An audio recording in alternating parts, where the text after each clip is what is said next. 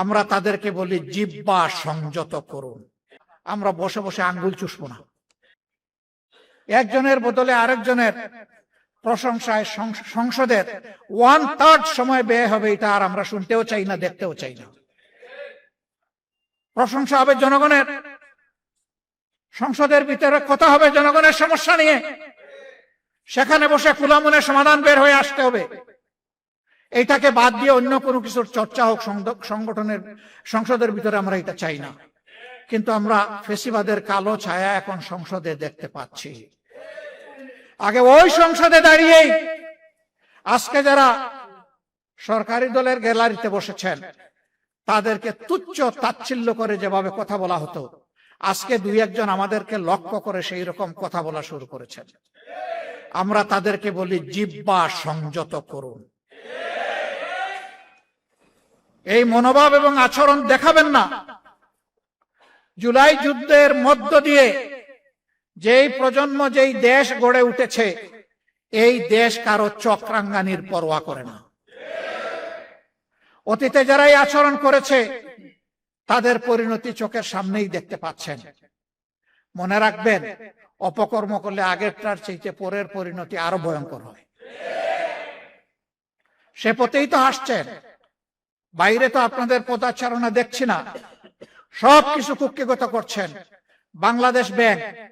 বাংলাদেশ ব্যাংকে অভ্যুত্থান করার পরে এখন দেশের সবচেয়ে বড় ব্যাংক, এখন ইসলামী ব্যাংকে আবার নতুন করে অভ্যুত্থান শুরু হয়েছে।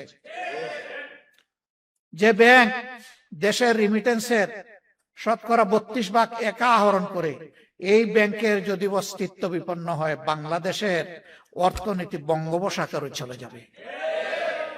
সাবধান করে দিচ্ছি, এইটাকে দলীয়করণ করবেন না। যদি দলীয়করণ করেন ব্যাংকগুলোকে একটার পর একটা, জনগণ আপনাদেরকে ছেড়ে কথা বলবে না।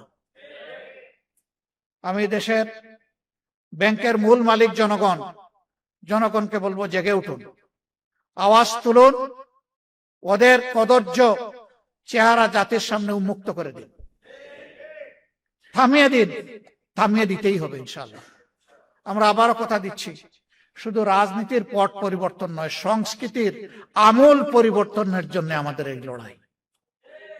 অপসংস্কৃতি যেখানে, সেটা ব্যাংকিং সেক্টর হোক আর যেখানে হোক, অর্থনীতিতে, সংস্কৃতিতে, শিক্ষা ব্যবস্থায়, তারপরে দেশের আইন অঙ্গনে, যেখানেই হোক, ইনশাআল্লাহ আমরা বসে বসে আঙ্গুল চুষবো না।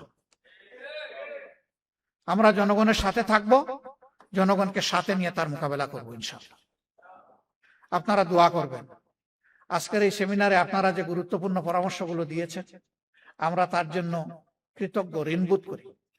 আপনাদের পরামর্শগুলো অন্তরে ধারণ করে আগামীর পথ চলা আমরা যেন নির্ধারণ করতে পারি, এবং সেভাবেই যেন মহান আল্লাহর পর ভরসা করে আমরা জাতির সাথে থেকে, জাতিকে সাথে নিয়ে এই দাবিগুলা যেন আদায় করতে পারি। আল্লাহ যেন তৌফিক দান করেন।